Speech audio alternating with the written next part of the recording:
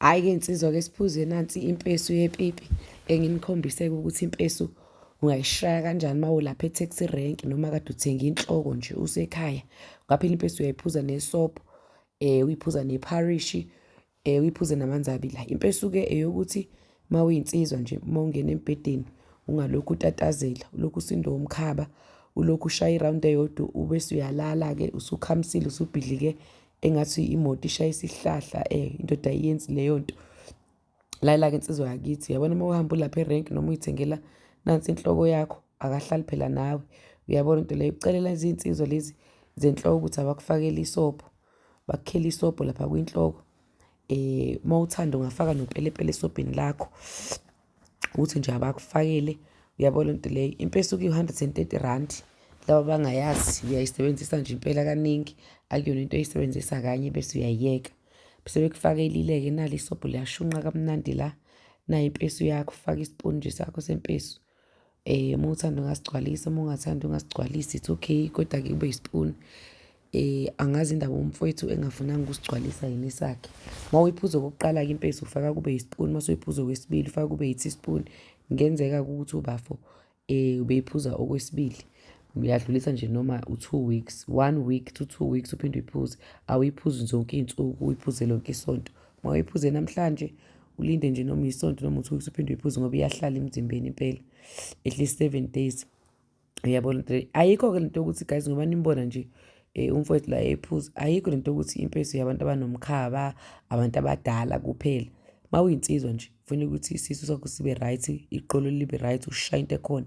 Impesu iyaklina-ke ngisho nanesisu uma isifica singcolile. Uyabona into leyo, yingakho kumele uyiphuze ungakadli. I-right kakhulu uyiphuze ukuthi ungakadli ekuseni. Khani uma ukuthi kufica unodoti uzobona usuya nasethoyilethi impela isiyoklina ikhuculula. Uyabo, kunokuthi ungachatha uma uthanda ukuchatha kodwa uma uphuza impesu asikho isidingo sokuchatha. So impesu-ke iyaklina nasesiswini ukuze uzoshaya umsebenzi o-right lapha kushiye neqolo li-fresh. However-ke nginane-cleaning herb. I-cleaning herb i-170 eyoklina izinso, ukuklineke lapha ipipi likwazi ukuthi lifanshine kahle ngoba izinso uma yingcolile zikhipha ukungcola ziyokukhiphela le epipini bese uyachama, usuchama umchamo oyelo oshisayo onukayo. Lapho ipipi phela liwumthambo, ipipi alisasebenzi kahle alisabhalansi. I-cleaning herb eyoklina izinso ukuklineke lapha epipini. Impesu eyokuthi ube nomdlandla ushaye amarawundi amaningi. So mayikufica ingcolile iklina isisu, hhayi izinso. Ebese uyibona engathi usuya nje, hhayi futhi ayikhiphisani ngesisu but uzophela uzoya ethoyilethe kambalwa uma ukuthi ungcolile. Uzoza impela esiswini ukuthi xuxuxuxuxu uhambe uyokhipha wonke udoti lo, ukhiphe uphuthu ngoba hayi ne-stiff papa nenyama le bomvu ithanda zami niyayigxisha impela, ingakho nje iba nemkhaba bese niphuza i-rebooster. Bese uyeka ne-rebooster-ke ngoba ayikho health, uyeka i-rebooster. I-rebooster uzolokhu ikubhodlisa la, ilokhu ikubhodlisa uthi wena ufaka i-energy. Nakho ku-health yabo, nalisobho le-health. Umfazi wakho uma ephekile ungathatha futhi nako lapha esobheni likamfazi ngoba bayathanda vele ukukrunyela amanzi ngaphezulu bese befaka kakhulu amazambane. Ufike lapha ungasho lutho. Impesu uma uyiphuza ekuseni ntambama uma usuyoshaya umsebenzi ngoba isebenza same time. Uyabo, hhayi ukuthi uzoyiphuza manje wenza umkhuba manje. Yingakho kubalulekile uyiphuze ekuseni ungakadli. Ntambama uma ifika lo muntu wakho uyamqongqotha. Uzobe usuyamqongqotha-ke lapho. I-R130-ke impesu. Ngikhona-ke kuma-distributors amakhona i-South Africa yonke. Uma ingekho i-distributor ngakuwena unga-order nje kumina direct. Inamba yami ka-WhatsApp u-081 729 3262. Ake ngikukhuzeke ungafiki ku-WhatsApp ufike ungixoxele inkinga. Hayi mina ngaba nenkinga yokuthi umuntu wami kanje ungayenzi le nto sithanda sami. Impesu sengishilo ukuthi uma unganalo isobho uyifake emanzini abilayo njengoba nje ubilisa amanzi uyifake njengoba umfowethu wenza ugoqoze kancane ulinde umese ukwazi ukuphuza kusashisa uphuze ngamanzi ashisayo. Uma unesobho ufake esobheni, uma unganakho pheka ipharishi, ufake isipuni impela esisodwa ngaphezulu epharishini, uyifakele ushukela wakho, ufake i-tartaric bese uyadla. Uyabona into leyo izosebenza futhi impela madoda. So uma ufika ku-WhatsApp ufuna uku-order kimi direct awusangibuzi lutho, ufika nje ngicela impesu ngisendaweni ewukuthi ukuposta siposta ngoPep R110 uthatha 3 to 5 days. Kube khona uPostnet R110 uthatha 1 to 2 days. Ukhona-ke noPep ka-R60 kodwa-ke uyolinda amasolokohlo ngoba uthatha iy'nsuku eziwu-7 to iy'nsuku eziwu-7 to 9 days uPep lo ka-R60. Hhayi-ke thanda zami, uma ufika ku-WhatsApp wami i-profile picture yami ku-WhatsApp iy'namba zama-distributors zami. Let's say useGoli nje wena, iGoli likhulu, useJimistini, nginaye umuntu oseBhenoni, yabo. Uma ufika lapha ku-WhatsApp wami, ungena kwi-profile picture, uyabona ukuthi hawu, nangu umuntu la e-Eastern Cape, nangu umuntu ose-Cape Town, yabo, ngoba zibhaliwe. Mpumalanga kubhaliwe kwi-profile picture yami, inamba u-081 729 3262, inamba yami leyo. iTheku-ke liyathenga iTheku kakhulu, baningi kakhulu futhi eThekwini impela. Uma useThekwini silapha ku-West Street, uthi nje lapha Durban West Street, kune-passage elibizwa ngoMantshezi Passage lapha ku-West Street, liphakathi nendawo kwa-KFC no-F&B.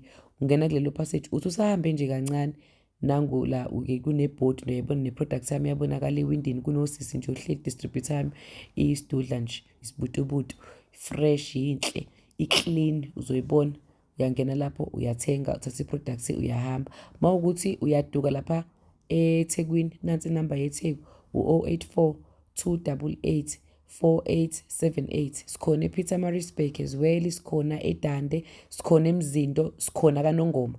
Ngena lapha ku-WhatsApp wami kwi-profile picture, uchofoze yona, uzombona uNongoma, uzoyibona iDande, sengikhuluma nge-KZN, ngikhona eCape Town, ngikhona eMpumalanga, khona udistributor ngisho eSwazini. Ngiyabona akukho la singekho khona, akukho la ngeke uzusithole khona. Hhayi-ke yenzani kahle umkhuba-ke, usuyazi ukuthi uma uvuka ekuseni awufiki lapha uqale ngophuthu nenyama, uqala ngesobho, ufake impesi yakho ephaketheni, uyakha isipuni, uyafaka. Yabo leyo nto leyo. Klina isisu. Uma ufuna ukuthi klineke isisu, klinika neqolo, ufuna uklina nezinso-ke kubhalanse kahle, thenga impesu 130 rand, ebese uthenga i-cleaning herb, nayo ipakishwe njengempesu nje, inephakeji njengelempesu, kodwa akufaneki. Yona-ke i-170 rand i-cleaning herb.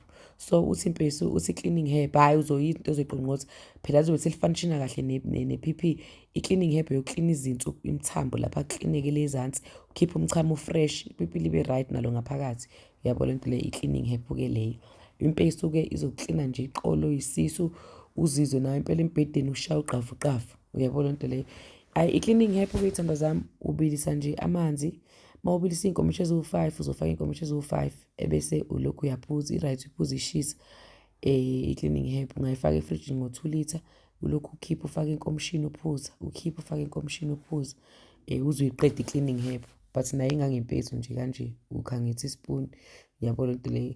Lo baba-ke besithenge kuyinhloko beseyifuna naye. Kodwa-ke ithanda zami-ke, ngithembe ukuthi nizoba right. Nikhumbule ikhona ne-Congo dust, uma ufuna ukuphuza-ke ukuchama, suyazi ukuthi uklinile ngaphakathi, impesu uyiphuzile u-fresh, kodwa-ke nansi-ke inkinga, uthi uyaliphosa nje libe lichama.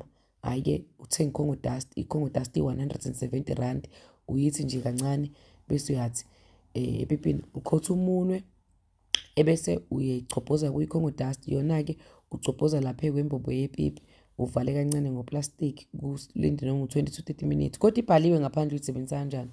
Ulinde 20 to 30 minutes bese uyaliwasha. Hhayi, khululeka mekelama, uzomqongqotha. Yabo le nto leyo, i-Congo dust-ke leyo 170. Hhayi-ke thanda zami-ke, sesibonana, nibe right-ke. Ngikhohlwe ukunitshela ukuthi uboyiphuza yonke impesu. Ngiyabona la ukuthi umfowethu uyithele phezu kwesobho, because uthele phezu kwenhloko, because ube nayo enye inkomishi eseceleni nothe iyamshisa, isobho lisamshisa kakhulu, yingakho-ke litheli impela ingakho ebelithele phezu kwenhloko, ukuze aliphuze selipholile leli kwenye inkomishi, wasethi hhayi uzothela lapha phezu kwenhloko. Sengenzela ukuthi ungahambi uyoyithenga isobho ungasaliphuza lonke, usulifaka nawe phezu kwenyama. Uyathatha nje njengoba umbona umfowethu ekufakela, akufakele lapha, ufake isipuni, ukuthi nawe lingakushisi, lithi ukuphola kancane, ebese uyaliphuza-ke nje, uli-enjoy uliphuza. Akuzwakali nanokuzwakala i-taste yempesu, ngathi akho lutho phakathi, ngathi uy'phuzela isobho lodwa. Uphuze-ke isobho, uphuze isobho, uze uliqede. Yabo le nkomishi nje uyayiqeda, hhayi ukuthi uthele phezu kwenyama. Ubenze ukuthela phezu kwenyama ngoba belimshisa.